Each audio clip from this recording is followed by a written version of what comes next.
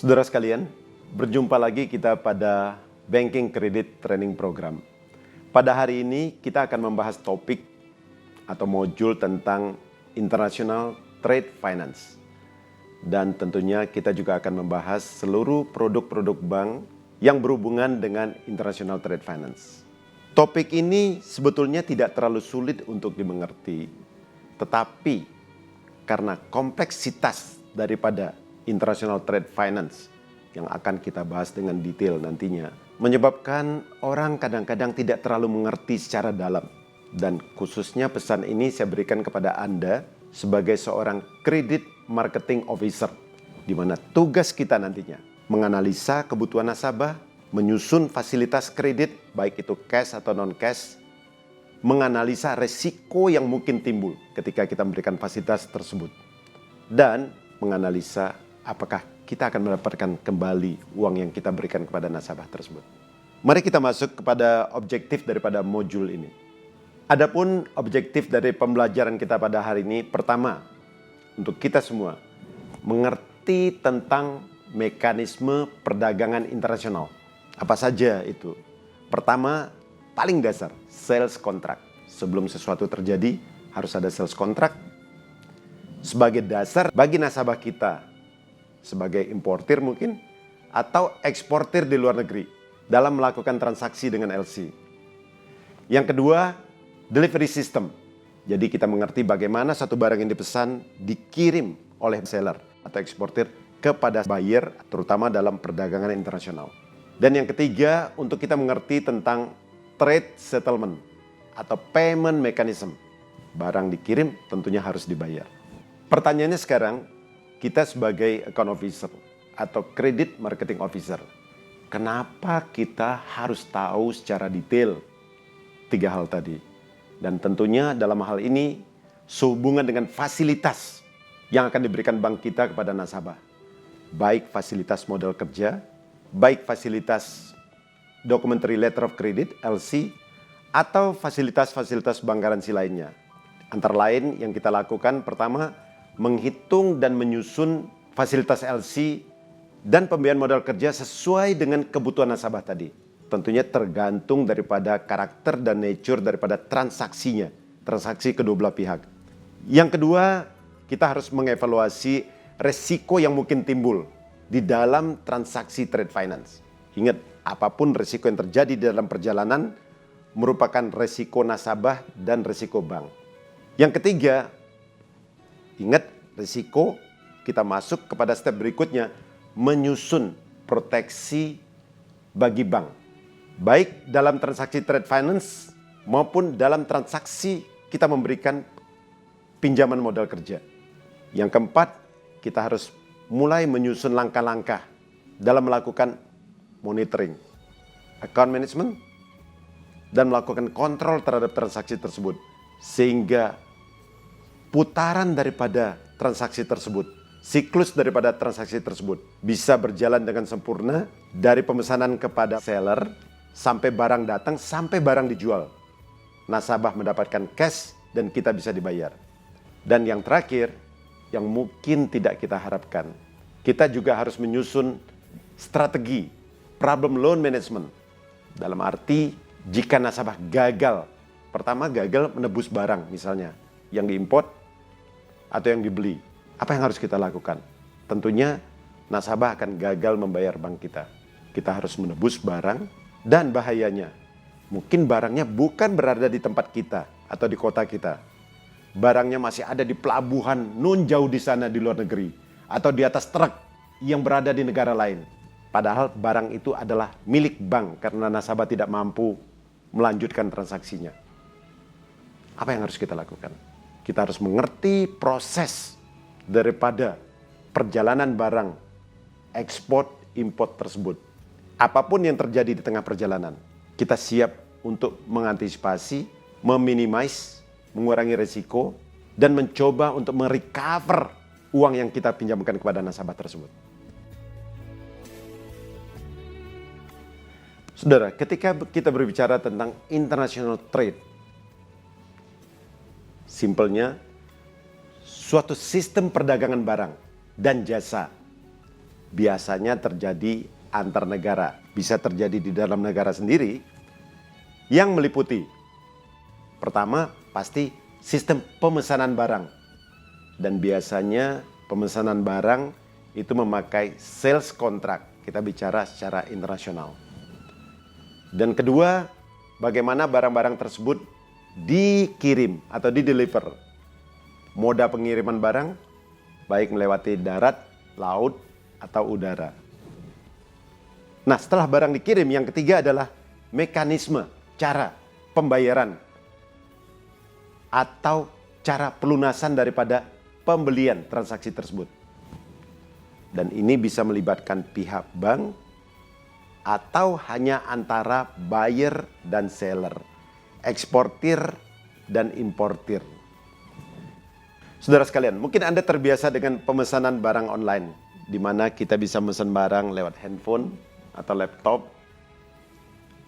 Kita tinggal mengirim pembayaran, dan mungkin barangnya nanti akan dikirim dari China, dari Korea, dari manapun, dan langsung di-deliver ke depan rumah kita. Seperti yang kita lihat di negara kita ketika kita melakukan pembelanjaan lewat misalnya Tokopedia, Lazada. Dan dalam hal international trade transaction ini, kita bicara tentang barang-barang yang jauh lebih kompleks.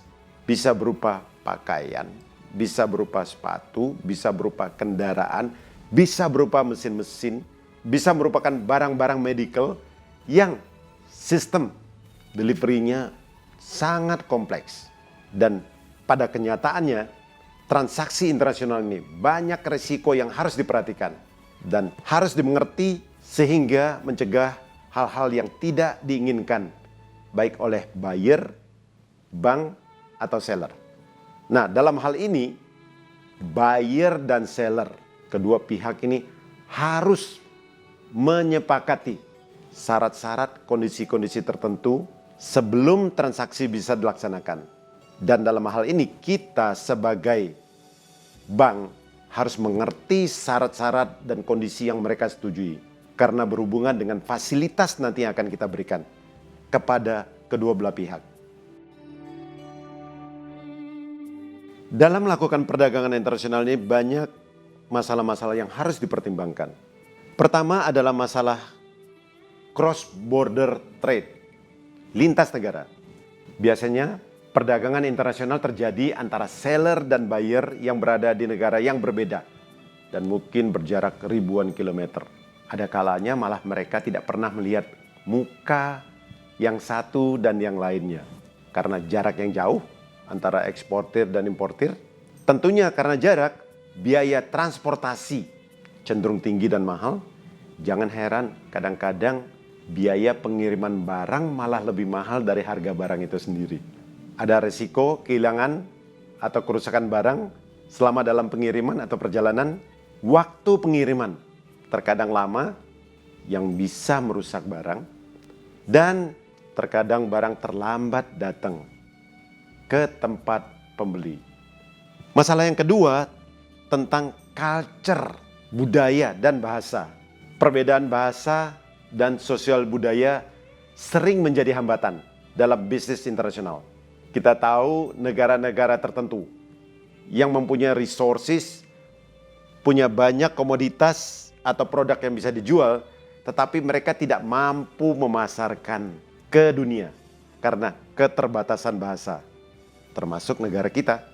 Contohnya, terjadi salah paham karena cara bicara, gesture, angka-angka yang sensitif, dan warna-warna. Kalau kita lihat misalnya angka, bagi orang yang berada di Western country, mungkin angka 13 bukanlah merupakan angka yang bagus. Sedangkan bagi orang-orang yang datang dari Asia, angka 13 doesn't mean anything, tetapi angka 4 adalah angka tabu. Dan angka 8 adalah angka sempurna. Ada kalanya juga warna.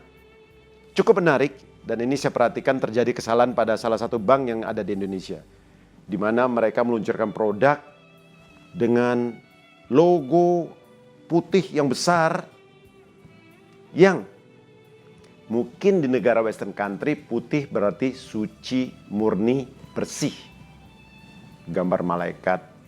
Dan bagi negara Asia seperti Cina atau Jepang, warna putih malah merupakan warna kedukaan. Dan kita lihat ketika mereka berduka, mereka memakai semuanya serba putih atau warna batu nisan yang putih. Dampaknya, ketika suatu barang di package, dimasukkan kotak, warna apa yang layak untuk dilabel, dikirimkan negara ke negara tertentu. Karena warna bisa merupakan hal yang sensitif bagi negara yang berbeda-beda. Saudara, seperti yang saya jelaskan tadi, ada 11 Incoterms yang berlaku saat ini. Dan dalam penjelasan ini akan saya bagi dalam 4 kelompok. Seperti yang Anda lihat, putih 1, kemudian biru, F, FCA, FAS, FOB, ada 3. Kemudian Anda lihat ada 4 yang berwarna hijau. Semuanya dimulai dengan huruf C, Cost and Freight, CIF, Cost, Insurance and Freight, CPT, Carriage Paid to, dan CIP, Carriage and Insurance Paid to. Yang 3 terakhir, semuanya dimulai dengan huruf D.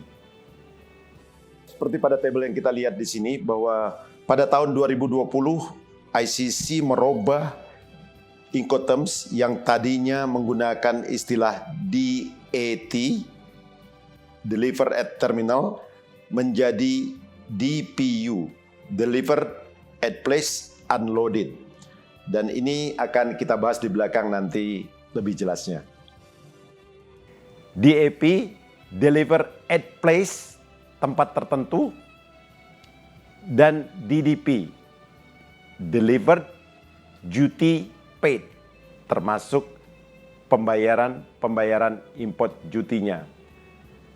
Nah, dari hal transportnya, Anda melihat dari yang pertama EXW, X-Work, bisa berbagai moda transportasi yang dipakai. Dan sebetulnya dari 11 Incoterms tersebut, hanya 4 yang memakai atau mengkhususkan untuk pemakaian moda transportasi air, baik inland water atau ocean. Sedangkan yang selainnya bisa memakai moda transportasi apa saja. Nah, yang penting diperhatikan di sini, dan banyak kesalahan terjadi sekarang, misalnya dilakukan pemesanan barang dengan FOB. Katakanlah FOB sampai pengapalan. Yang sering dilupakan, harus dengan jelas mencantumkan pengapalan di pelabuhan mana. Anda bayangin kalau satu kota bahkan mempunyai 2-3 pelabuhan. Bahkan satu pulau mungkin akan ada banyak pelabuhan di situ. Jadi harus jelas FOB misalnya Tanjung Priuk, Jakarta. FOB misalnya kalau di kota Sydney, Botany Port Sydney, karena mereka mempunyai berapa pelabuhan di situ. Ini akan dibahas secara detail satu persatu, dan sebagai acuannya Anda melihat tabel ini yang saya harapkan Anda pegang juga di tangan Anda dan sudah Anda print. Sebagai catatan, dari 11 Incoterms ini yang Anda lihat pada tabel di dalam layar, ini disusun berdasarkan risiko dan tanggung jawab yang terendah sampai yang tertinggi bagi seller. Tentunya kalau kita bicara risiko terendah bagi seller, berarti sama dengan risiko tertinggi bagi buyer. Jadi sedikit agak berbeda dengan Incoterms yang mengacu pada kelompok moda transportasi. Hal ini kami gunakan agar lebih gampang Anda melihat risiko. Lagi-lagi sebagai bank kita selalu memperhatikan risiko. Incoterms ketiga, free alongside ship. Dibayar sampai di pinggir kapal, siap untuk dinaikkan ke atas kapal. Lagi-lagi namanya kapal, pasti ini hanya berlaku untuk moda transportasi laut atau air. Dan harus jelas port of delivery yang berada di negara origin, negara seller, negara mana. Jadi penyerahan barang, delivery, dan pemindahan risiko terjadi di pelabuhan asal, pelabuhan negara asal, seller, di samping di pinggir kapal yang akan mengangkut barang tersebut. Jadi bukan tanggung jawab seller menaikkan barang ke atas kapal. Seluruh biaya pengiriman barang dari seller, dari pabrik sampai ke pelabuhan dan di pinggir kapal ditanggung oleh seller atau eksportir. Sedangkan buyer, importir bertanggung jawab untuk menaikkan barang ke atas kapal, uploading, dan seluruh biaya transportasi sampai ke tempat tujuan akhir. Nah, dalam prakteknya, free alongside ship lebih ditujukan untuk kargo atau jenis barang yang biasanya bentuknya besar dan tidak bisa dimasukkan ke dalam kontainer, seperti alat berat, mesin-mesin industri, sayap pesawat, di mana di sini buyer tidak mau mengambil resiko yang mungkin terjadi di dalam perjalanan barang tersebut dari pabrik menuju ke pinggir kapal dan siap untuk dinaikkan ke atas kapal. Hal ini terjadi karena transportasi dari pabrik ke pelabuhan, ingat saya katakan tadi, barang-barang yang mungkin bentuknya besar, khusus, dan mungkin gampang rusak. Jadi transportasi dari pabrik ke pelabuhan, ke pinggir kapal, memerlukan peralatan khusus, mungkin biayanya yang tinggi, dan tidak mudah dikerjakan oleh ekspedisi biasa, atau karena resiko adanya kerusakan, atau pada sebagian negara, karena resiko yang terjadi, terutama kecurian keamanan dari barang dalam pengiriman dari pabrik ke pelabuhan sangat tinggi. Jadi seluruh resiko tersebut diserahkan oleh buyer kepada seller agar buyer hanya menerima barang tersebut di pinggir kapal dan berikutnya barang tersebut akan dinaikkan ke atas kapal oleh buyer dan buyer yang menanggung dan bertanggung jawab atas kelanjutan pengiriman barang tersebut sampai ke tujuan akhir.